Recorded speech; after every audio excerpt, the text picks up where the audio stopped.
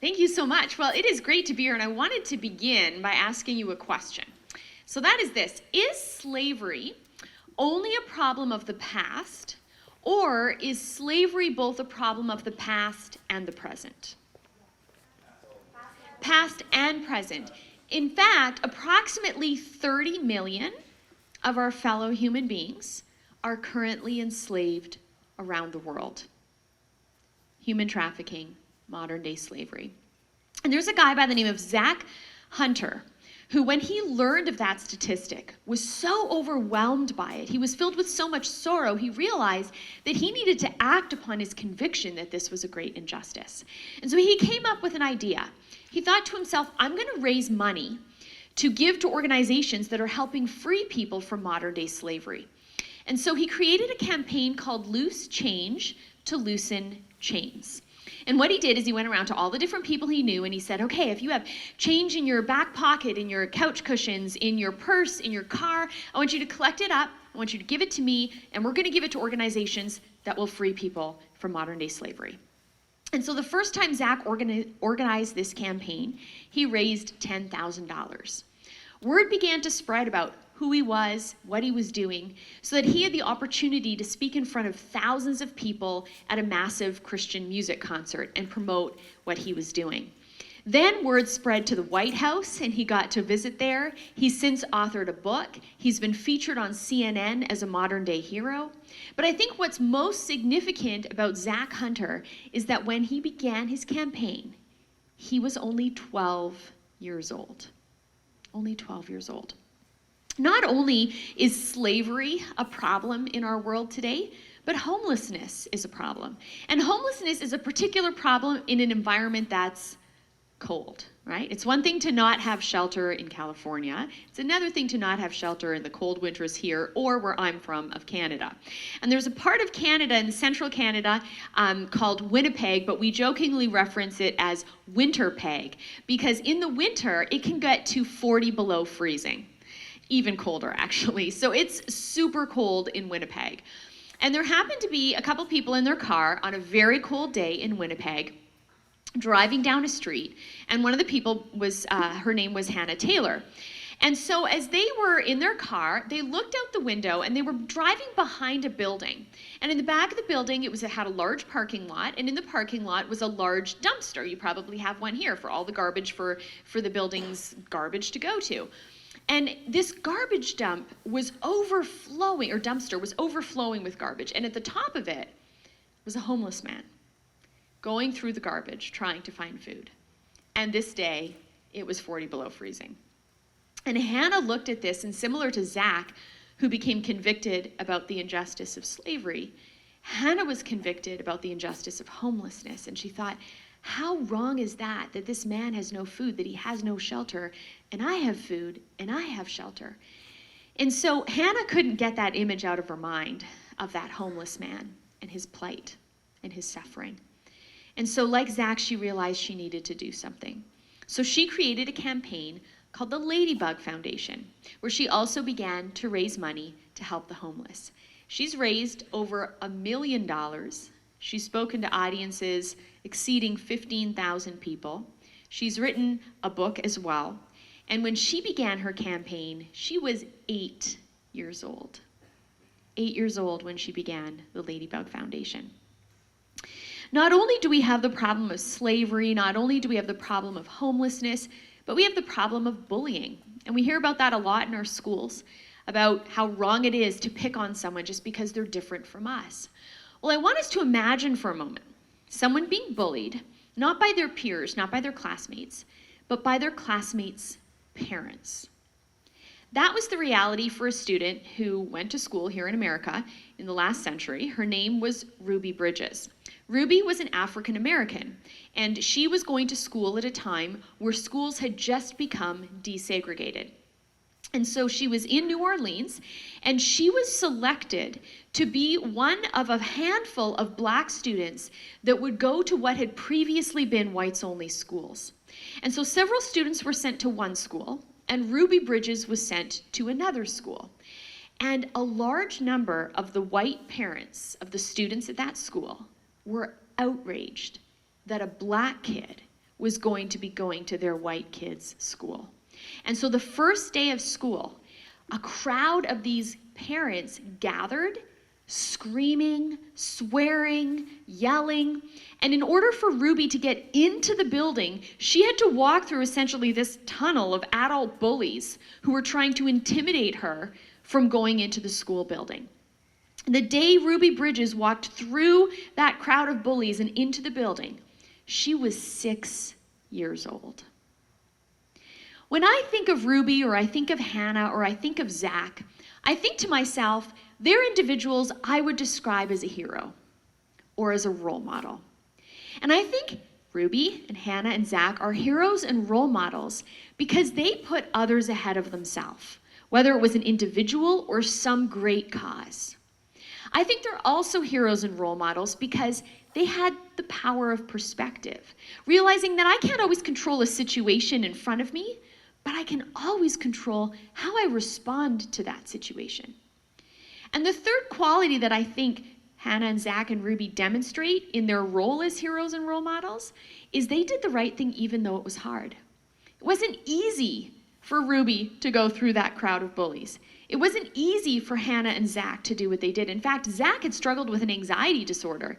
It was so debilitating at times that he would just be laying in bed, not able to get out of bed. And yet he was so convicted to speak up against slavery that he put himself in front of a large music audience in order to speak about his campaign. That was hard, but he did it anyways. So Hannah, Zach, and Ruby put others ahead of themselves, whether an individual or cause. They had perspective and they did the right thing even though it was hard. And I bring all of that up because I'm here today to talk about another injustice in our midst, and that's the injustice of abortion. And what I want us to reflect on today is how we can follow in the footsteps of people like Ruby and Hannah and Zach, and how we can inspire our culture to put others ahead of ourselves, to have perspective, and to do the right thing even when it's hard. Because those three qualities not only form the example that those young people set for us, but they form the foundation of the pro-life perspective. When we tell someone to carry through with an unplanned pregnancy, to reject abortion and instead to give birth, we're not saying that's the easy thing to do. We're saying it's the right thing to do. And we're asking our culture to do that right thing even when it's hard, to put the other, the preborn child, ahead of the self, and to have perspective, realizing I can't undo what's been done, but I can control how I respond to it. So I want to reflect on those 3 points in more detail today as they relate to this particular topic. So if we think about that first quality of putting others ahead of ourselves, the challenge we face when we talk to our culture on abortion is a lot of times people don't think the preborn child is a human like you or me. They don't think the child is another. So they might agree, hey, of course we should put others ahead of ourselves, but fetuses and embryos, they're not human like you or me, so I don't have to put them ahead of you or me. So the challenge that we need to face is to convince people that that preborn child is another human being, is as valuable as you or me, is the kind of individual we would put ahead of ourselves. And when I think about the importance of putting others ahead of ourselves, what comes to mind is a friend of mine. She posted a picture on Facebook a couple years ago, and it was a picture that I have here, which is kind of plain, but it was the caption that she had on this picture that was very fascinating. On top of this picture, when she posted it, she wrote, "My husband is a hero." And then underneath the picture, underneath her caption, she described why. She said, "My husband is a paramedic, and at midnight, he was called to the scene of a car accident. A woman had been driving down the road. She lost control of her vehicle, and as it spun out of control, it landed in a nearby river. When my friend's husband got to the scene of that accident, the woman who'd been driving the car was sitting on the roof of her sinking vehicle, holding her 10-month-old baby in her arms. So my friend's husband jumped in the water, swam towards the car, and he realized when he got there that he would only be able to take one person at a time to shore. Who do you think he picked first? The baby, of course. He put himself ahead of them by jumping in the water. And then the mother put the baby ahead of herself by handing the baby over to the paramedic, because both the paramedic and the mother knew the baby was weak, the baby was vulnerable, and if left alone, the baby would probably roll in the river and drown. So the baby was put ahead of the others. And then once the paramedic got the baby safely to shore, then he went back to the car and he got the mom. Everyone in our culture, even those who support abortion, recognize that the paramedic and the mom made the right choice by putting the baby first. So it's our job to convince people that the baby in the womb is as human as the baby in the arms of the mom sitting on the roof of the sinking car. So how do we do that? Well, one way I try to do that is I ask an open-ended question when I'm talking with people. So if I was debating with someone on abortion, I would say to them, do you believe in human rights? Now, if you were to ask the average person in this state, do you believe in human rights? What do you think they're going to say? Yes. So then imagine you have access to my PowerPoint, which you technically could because we often have smartphones. So say you whip out a smartphone after they say they believe in human rights, and you call up on your phone this image that I have in my PowerPoint of a one-celled embryo just after fertilization has happened. And since they've just said they believe in human rights, you point to this picture and you say, what about this human's rights? Now, when the person you're speaking with looks at that picture, what are they going to say back?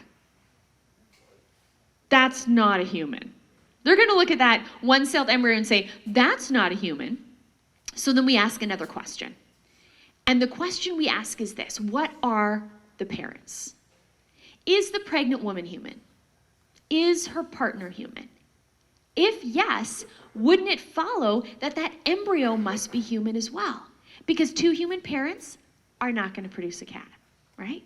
It can't happen.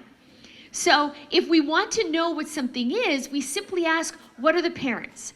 And as long as the parents are human, then the embryo must be human as well.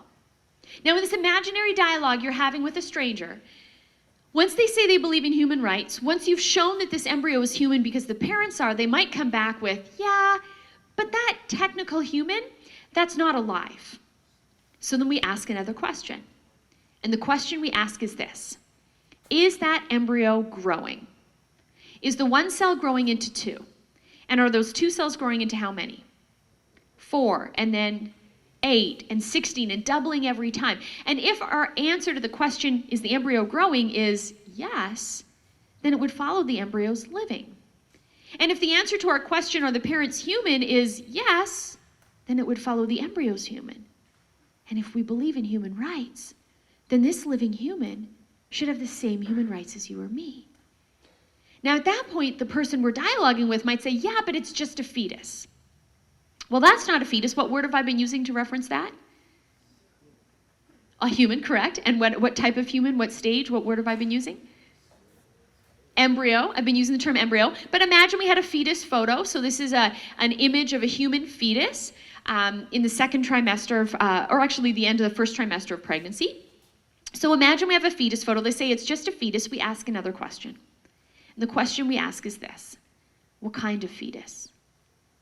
And the person might be confused and be like, what do you mean? And you say, well, what's that? It's a dolphin what? It's a dolphin fetus. So we make the point that other species have fetuses. Dolphins have fetuses, dogs have fetuses, and humans have fetuses. So the word fetus doesn't tell us what something is. The word fetus tells us how old something is. So in the case of a human fetus, when the human fetus is born, what are we going to call the fetus? A baby. And when the baby turns 2, what are we going to call the baby? Toddler. And when the toddler turns 13, what are we going to call the toddler? Annoying? And when annoying turns 21, what are we going to call annoying? More annoying. So the point is, we humans have words to refer to age ranges within our species. And the words embryo or fetus are like the words baby, toddler, teenager, and adult. Those words tell us how old someone is, not what someone is. If we want to know what someone is, we simply ask, what are the parents? And so since the parents of this embryo are human, since the embryo is just younger than you or me, and since human rights are grounded in being human, not in how old we are, then this living human, who's growing, and has human parents should have the same human right to life that you or I have. What I want to do right now is give us a window to the womb by playing for you a short video of what this human looks like growing and developing in the first trimester of pregnancy, which is when a majority of abortions happen. And what you're going to see is something amazing that most people haven't seen, although you can get this footage on a video called The Biology of Prenatal Development that the National Geographic now distributes. But what's amazing about this footage is it's not ultrasound. It's not sound waves creating an image. It's not a computer-generated image. It's actually video footage of the very early embryo and fetus growing in the mom's womb, using a rare technology called embryoscopy and fetoscopy, where an actual video camera was inserted in the womb to let us see what the preborn child looks like. So let's have a look.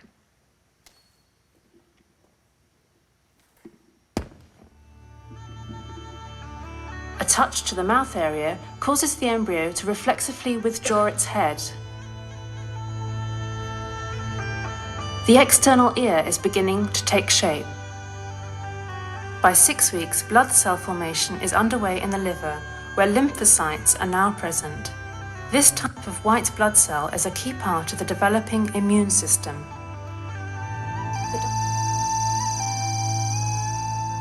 Hiccups have been observed by 7 weeks. Leg movements can now be seen, along with a startle response.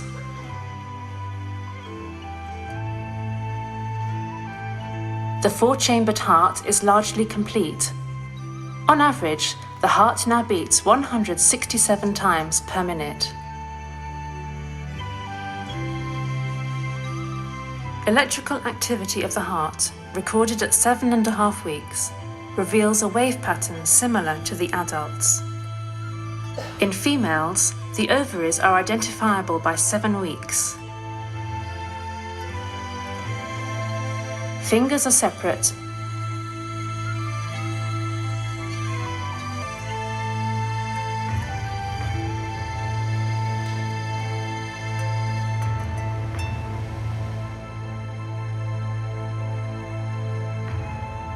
And toes are joined only at the bases. The hands can now come together, as can the feet. Knee joints are also present. By 8 weeks, 75% of embryos exhibit right-hand dominance. The remainder is equally divided between left-handed dominance and no preference. So how amazing is that? Whether you're going to be right-handed or left-handed, we know that at 8 weeks. Or that in female embryos, the ovaries are developed or developing. That at 6 weeks, there's brain waves that have been detected. At 3 weeks, the heart is beating. So we see what we know to be human because the parents are. We know to be living because the embryo is growing. Is a human being like you or me that we should protect and we should value.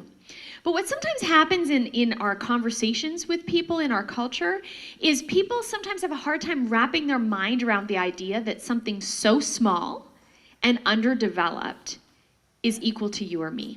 Especially when we think back to that first image of the one-celled embryo, where there isn't yet a heartbeat, there isn't yet brainwaves, there aren't the ovaries developing. How do we prove to people that that one-celled embryo at that instant is as valuable as you or me today? Well, one way I think we can do that is by referencing an old technology that's kind of making a comeback. And that technology is called Polaroid cameras. How many of us know what Polaroid cameras are? Right, they're often at weddings now, they're on tables. It's like, take photos of our celebration. So with the Polaroid camera, what you do is you take a stack of cards, you take one off the stack, you put it in the camera, and when you snap a photo and the little card comes out, what do you initially see? Kind of black-brown smudges. And then what do? You shake it, and in a few moments, you're going to see on that piece of paper what you'd been looking at in front of you. Well, let's imagine for a moment that you go on holiday with your family and you decide to take a Polaroid camera with you so that you have printouts of your vacation so you can create a photo album right away, because how many of us actually print our photos anymore, right, on our phones? So it's great to have a Polaroid camera. So let's say you go on holiday with a Polaroid camera, and let's say you go on holiday where my dad is from, which is not Canada, even though he lives there now. Any guesses? What do I look like? Cambodia? What? My dad is from Scotland. Okay, that's right. He's got a great Scottish accent.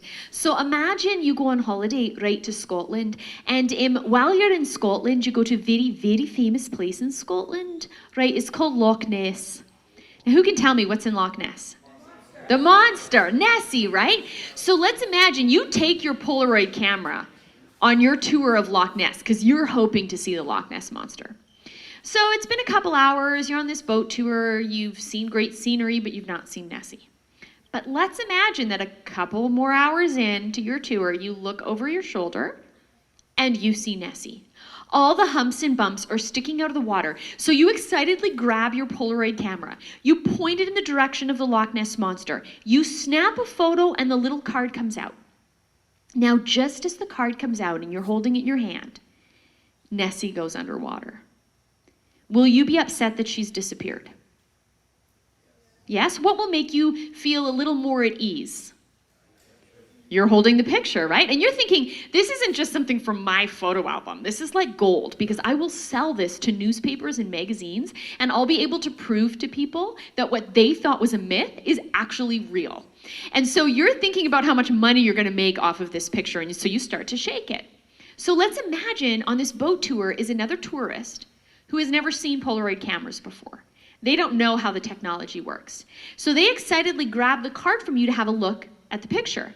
But in their minds, all they're looking at is black-brown smudges, and they think the photo didn't properly take. So with great disappointment, they rip it and toss it in the lake. Would you be upset? Okay, right, I don't know if there's any Scottish people here, but Scottish people are known, right, for having a wee bit of a temper.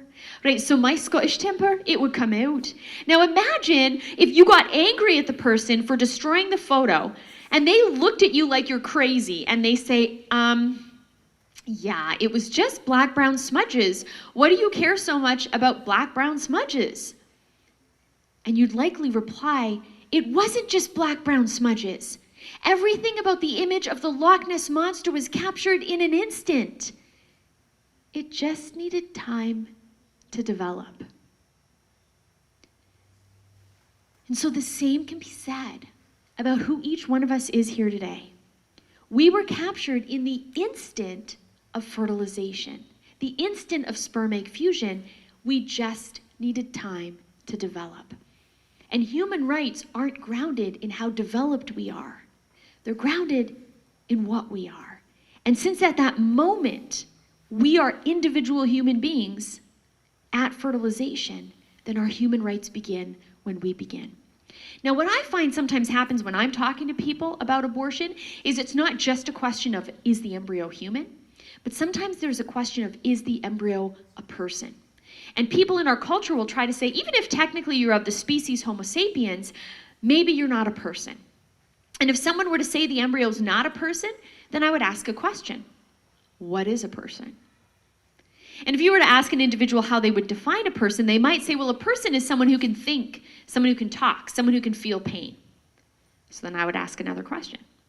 Why can't that one-celled circular embryo, why can't that embryo think, talk, feel pain?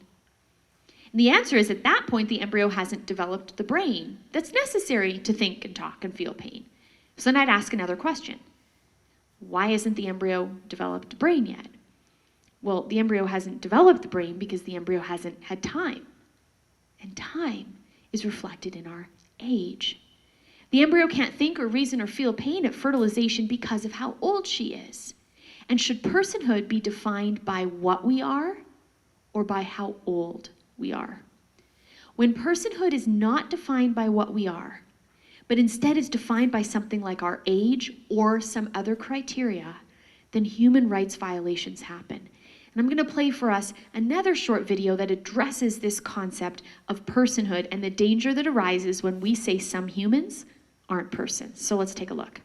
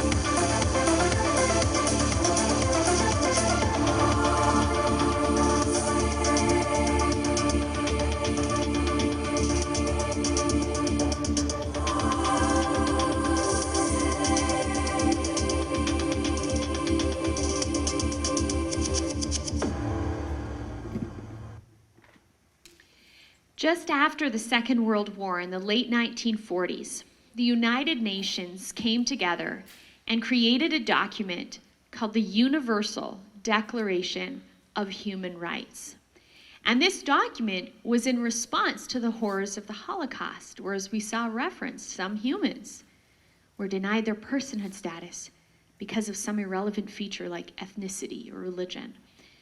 And in the same way, it's wrong to deprive some humans who are preborn of their personhood status because of some irrelevant feature like age.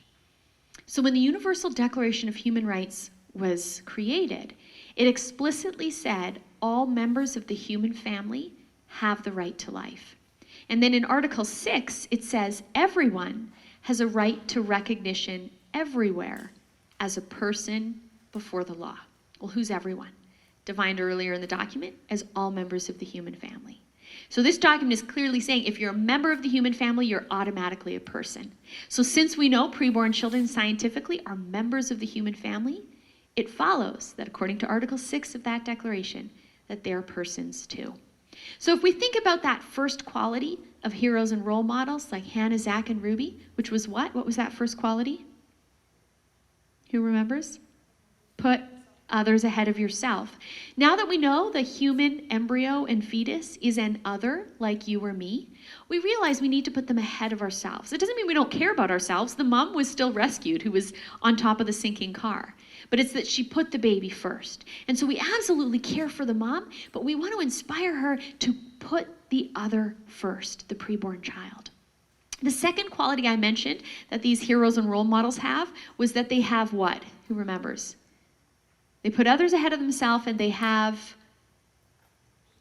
perspective. And by that I mean, we can't always control the situation we're in, but we can control our response to the situation. How can we look at something a different way, a more positive way? When it comes to the abortion debate, one area where I think we need perspective is with poor prenatal diagnosis, where parents are told that their baby in the womb is different from most babies in the womb, that that baby is going to be disabled in some way, maybe have Down syndrome or some other disability. And all too often, our culture's attitude is one of negativity. They think if that child is disabled, that's horrible. And what I want us to do is think about how we can change our perspective. We can't necessarily take the disability away, but we can take away the bad attitude towards it and replace it with a different perspective, a positive one. So what I want to do now is play for you a video of someone who has a life of great disability, but who changed his perspective to see how this obstacle, this disability, could be turned into an opportunity. So let's take a look. It's an overworked word, but there's no other way to describe Nick Vujicic. He really is inspiring. Nick was born without arms or legs. And when he tells the story of his birth, the shock, the confusion suffered by his parents, he'll have you in tears. Growing up wasn't all that much fun either. So how did this poor little Aussie kid do so well? Become school captain, go to uni, get a double degree, and set himself up in a really great job. That's the story we're about to tell. A message of hope that's helped teenagers all over the world cope with their problems. A message you'll never forget. You should jump in, mate. Nick Vujicic was born with no legs and no arms. I'm going out on a limb. What do you want? But he's sure got plenty of guts. This is scary right here, mate. This is where you gotta have guts. Or you're a bit crazy. 10. Nice, mate. Thank you very much. You're a generous judge. This 25-year-old Australian is climbing over every obstacle life puts in front of him, and he's doing it with style. You really can do anything, can't you? Well, there's no harm in believing so. Everybody's going through something. You know, we're all going through something, just my pain is a bit more visible than yours or somebody else. When that clicked, it was like a light bulb when, you know, just flashed in my brain. I'm like, hey, now life I see as an opportunity. This circumstance, there's got to be something good. No arms, no legs. No worries, mate.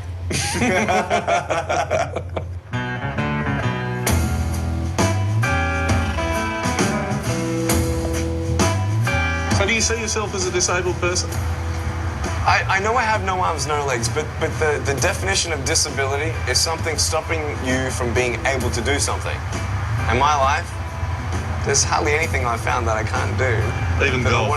Even golf. I think we're getting a bit out of control here. Should I take over? No.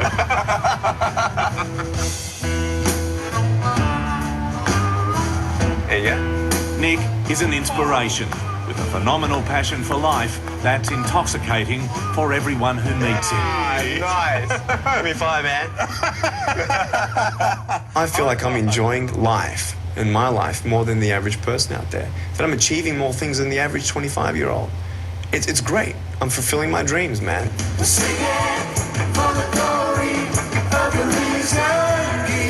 Those dreams brought Nick to America 18 months ago.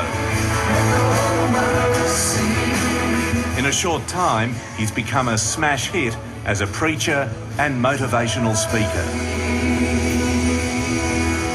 Welcome, Nick Vujicic. The secret to his success here is his Aussie accent and the ability to laugh at his lot in life. Yeah, when you see me from the outside of a vehicle, you have no idea that I have no limbs. And We're at the traffic lights and this car comes up next to us and this girl is looking at me. So I look at her, she looks at me and I'm like, cool, let's have some fun here.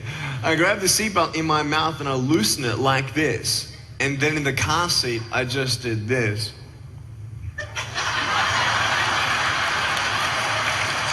And she was like, it was awesome. Humour underpins everything for you. Humour in your message. If I start feeling sorry for myself, then I know that if I've got a sad face, oh, poor guy, But if they see a guy, who's able to joke about himself, it's good to laugh once in a while, mate. It's a good relief. It's really, I mean, to be able to laugh at life, that's what I've found that I can now accomplish. There were many times I couldn't do that. Nick was born in Melbourne in 1982, the long-awaited first child of Boris and Dushka Vujicic. When I was born, the doctors held me low enough so she couldn't see me as soon as I was born, and she heard me cry. But obviously she saw a worried look in the doctor's face. He went pale. My dad looked over, and his face colour changed as well. And my mum's like, "What? What's going on? What happened?"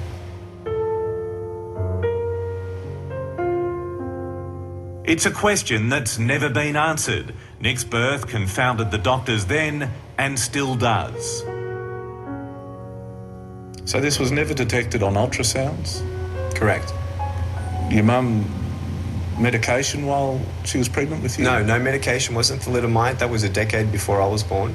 And so she knew all about that. She didn't even take Panadol or any painkillers while she had a headache, and not a touch of anything else that might harm her pregnancy.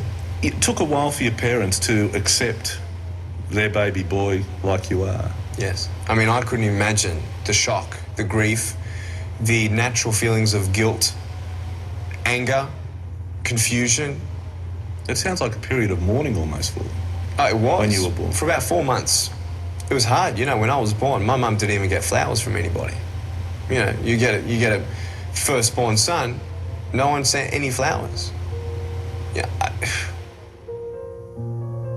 But despite his lack of limbs, Nick was a perfectly healthy baby, and with sheer will, he adapted to everyday life. It's that same perseverance and imagination that drives him today. That foot of yours is amazing. Isn't it? I mean, without it, I'm so thankful for this little thing. One day I broke it.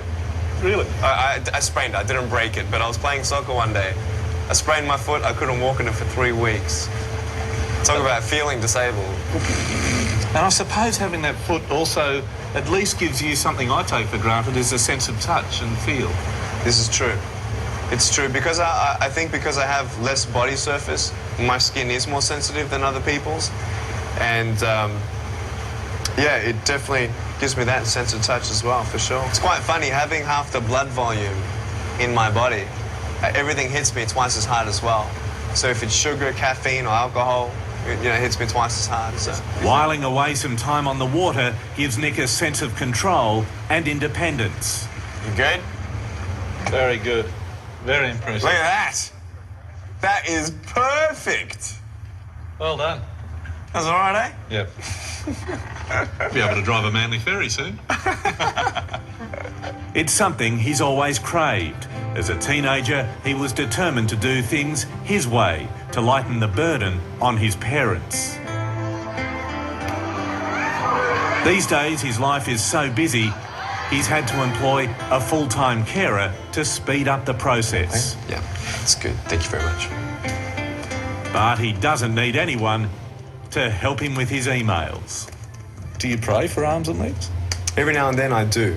I do pray for arms and legs. I do have faith that God can, right now, in front of us, just, come down with his light or whatever, and bang, I have arms and legs. But the joy of having no limbs and being able to be used in such a unique way and powerful way for people, like, you can't give me any amount of money to even consider taking a magical pill to have arms and legs right now.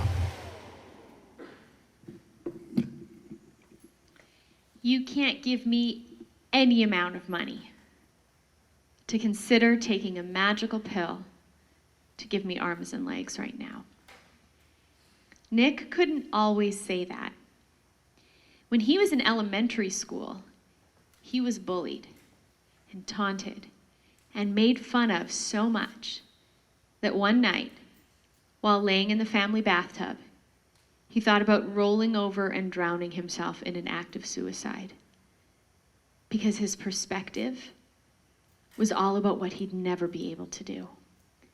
He was overwhelmed by the negativity of his disability. Thankfully, Nick didn't commit suicide that night, but he still lacks the limbs today he lacked in that bathtub. So what changed? His perspective. He started to think about what his lack of limbs enabled him to do. The audiences that he could get access to because he lacks limbs. And he started to think about how his obstacle could become a profound opportunity. And now he's thriving. He's married. He has 4 children. His twin daughters were just recently born. He travels the world and speaks to millions of people. And he's overcome so much by the power of perspective. Several years ago, when I lived in a different part of Canada, I live in Vancouver now, but I used to live in Calgary, and in 2010, Nick traveled to Calgary, Alberta in Canada to speak at a conference. And so I know someone who knows Nick, and I'm a firm believer it's all about who you know. So I reached out to my connection and said, hey, this Nick Vujicic guy is coming to Canada. I would love to surprise my staff with him. And so my contact reached out to his contact to reach out to Nick. And long story short, Nick was willing to spend an afternoon with my colleagues and I. And so I have to say this guy is as funny in person as he was in that video. I mean, my colleagues were so surprised that Nick actually was at the office that Nick's reaction was to say, I'm not really Nick Vujicic, I'm his stunt double. So as we spent the afternoon with him, he invited along a family he had met a couple nights before at one of his events. And knowing the pro-life work we did, he knew that we would be interested in meeting this family. Well, this family included this 2-year-old girl, Brooke, who, as you can see, doesn't have arms. And when Brooke's parents were pregnant with her, they had a normal ultrasound done. And that ultrasound showed she didn't have arms. And when that was revealed, the doctors offered to kill Brooke by abortion. Brooke's parents said no. And they went home and they went on the internet and they went to Google and they typed, no arms, enter. And up came information about Nick. And they saw it's possible to not simply survive, but to actually thrive with this disability. And so the family would watch video after video of Nick until the day came in 2010 where they got to meet him in person. And when I watched Nick and Brooke interact, I thought about how Nick is uniquely positioned to motivate her and inspire her in a way none of us could, in a way not even her sister or her parents can. And it's because of what he doesn't have. His obstacle is now an opportunity. That's the power of perspective. And when it comes to the abortion issue, not only do we need perspective when it comes to a poor prenatal diagnosis, your child's going to be disabled, but even when someone is unexpectedly pregnant. You know, a girl in crisis might be thinking to herself, if she's pregnant, and she tells her parents, she might be thinking, my mom's going to kill me. Now, when this girl's mom finds out that she's pregnant, will the mom actually physically kill her daughter? No. Now, let me ask you this. If on the off chance the mother did kill the daughter, would it be wrong? Yes. Now, if this girl has an abortion, based on what we've seen about that baby growing in the womb, we know the baby's human because the mom is and the dad is. We know the baby's growing and alive because the baby's growing. If this girl has an abortion, will that actually physically kill the child? Yeah. So we can look at this picture from a different perspective. And if it's wrong for this teenager's mom to kill her, why would it be okay for this teenage mom to kill her preborn child? We want to remember the power of perspective. And the final point I want to address today is that heroes and role models not only put others ahead of themselves, they not only have perspective, but they do what? Who remembers? They do what thing? The right thing, even when it's hard. If we were to think for a moment about the circumstances of an unplanned pregnancy, someone who's not expecting to be pregnant, and many in our culture would say, in this case or that case or this case or that case, they should be allowed an abortion. What are those cases? What are those circumstances people give for why abortion should be allowed? Rape. What else? Yes. Okay, if the mom's going to die. Incest. Suffering, maybe poverty. Is that? Health problems for the mom or the baby. Simply not wanting the child. Perhaps being too young, having no support, pursuing your career, your education. If we look at each of these circumstances, we can acknowledge that to be pregnant and poor would be hard. To be pregnant and really young would be hard. To be pregnant from sexual assault would be really, really hard.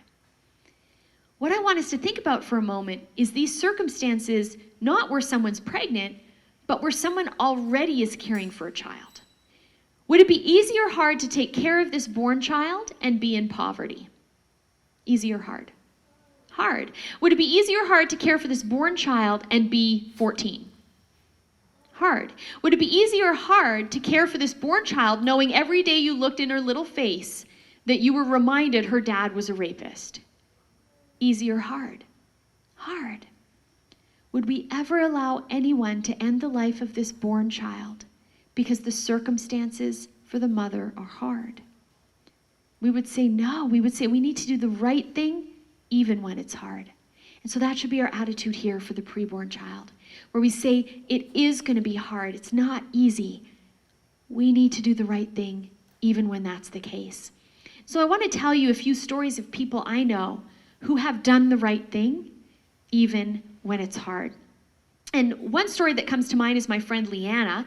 This is her and I. Just over a year ago, I spoke in Guatemala, and she spoke in Guatemala as well. Now, I only know English, so I had an interpreter, but Leanna knows both English and Spanish, which meant she gave her presentation in Spanish. But that also meant as she was speaking, I didn't understand. So after our first presentation, when we were taken back to the hotel we were staying at, we both were hungry and decided to get to know each other as fellow speakers over a meal in the restaurant. So as we get talking, she mentioned that she was 37 at the time. I was 36. I'm like, oh, no way. I'm practically your age. And then she mentioned she had a daughter. And I said, oh, how old is your daughter? And she said, 25.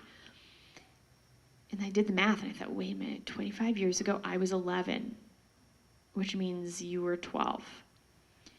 And then Leanna told me her story. Growing up in Mexico City, one day when she was 12 years old, she was kidnapped by two men. She was held for 2 days and brutally raped. She got pregnant from that. When she went to the hospital, finding out that she was pregnant, the doctors offered her an abortion. And amazingly, at the age of 12, Leanna asked a profound question. Will having this abortion take away all the memories that I'm plagued with? And the doctor had to acknowledge that technically, an abortion wouldn't take that away. So then Leanna said that I just don't see the point of going through with an abortion. She said, I knew I had a little life inside of me. I didn't think about who that life came from. I just thought about how that was a life, and that was my child. So Leanna decided to carry through with that pregnancy, but as she carried through with the pregnancy, the trauma and the memories of the rape kept coming to her mind. No matter how many times she showered, she just couldn't feel clean. And she was so overwhelmed by the trauma she'd experienced that she actually thought about committing suicide. But the reason Leanna didn't commit suicide was because she was pregnant, and she didn't want to kill her child, even though she was tempted to kill herself. And so as we sat in that restaurant in Guatemala, she looked at me and she said, Stephanie, I saved my daughter's life, but she saved mine. It was having the little life in her womb that motivated her to keep living. And her daughter is the only child that she's ever had. She considers her her best friend. It certainly wasn't easy, but Leanna was willing to do the right thing, even though it was very hard. I also think of another person I met in my work, Veronica. This is not the best photo of her, but the reason why I'm showing you this photo is it's what she sent me. Veronica was faced with an unplanned pregnancy when she was in college.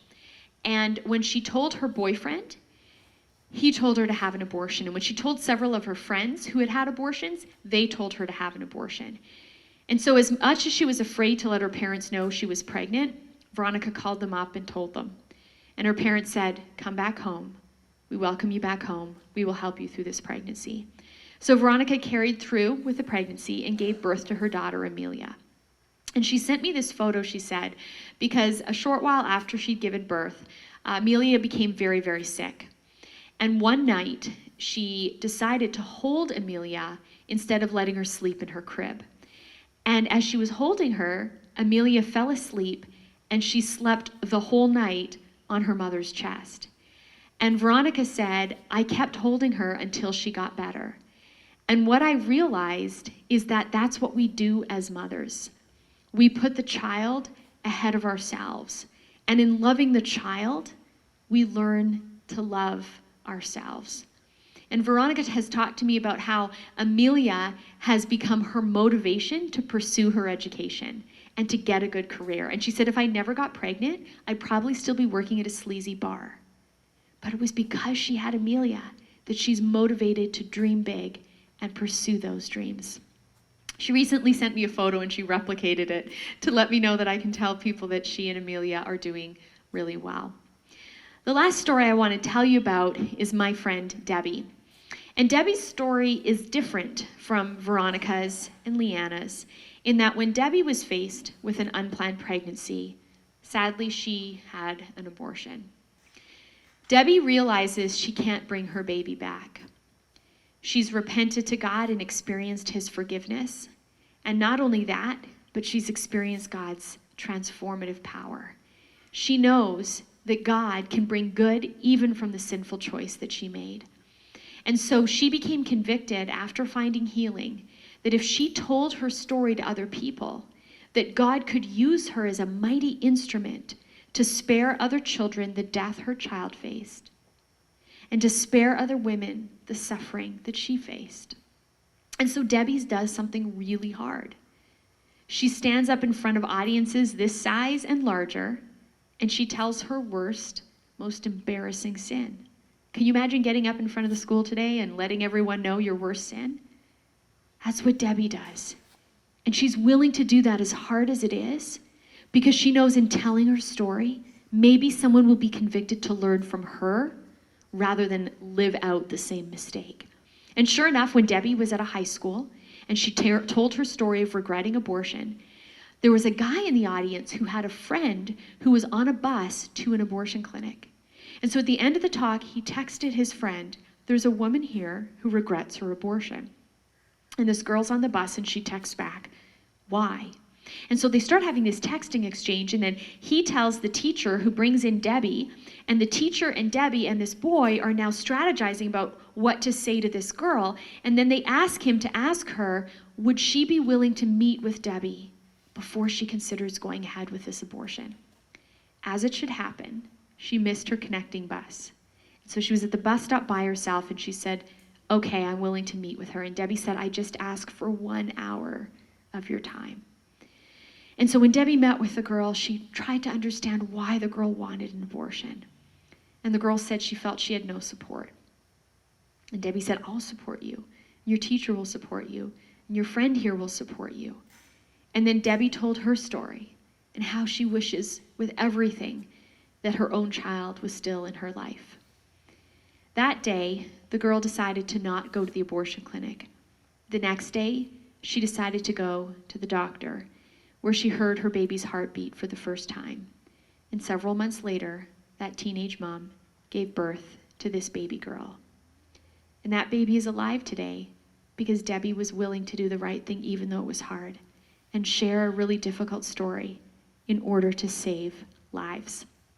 And so to wrap everything up, as we think about people like that teenage mom who did the right thing even though it was hard, like Debbie, or like Veronica and her parents, or like Leanna, who carried through with that pregnancy from rape. Or if we think about someone like Nick Vujicic, or we think about little Brooke, who doesn't have arms, and her parents who carried through with that pregnancy. Or we think about the paramedic and the mom in that crisis of the sinking car. Or we think about Zach and Hannah and Ruby. I hope you remember all of them and remember that they put others ahead of themselves. They had perspective, and they did the right thing even though it was hard. And I hope that you'll do the same. Thank you very much.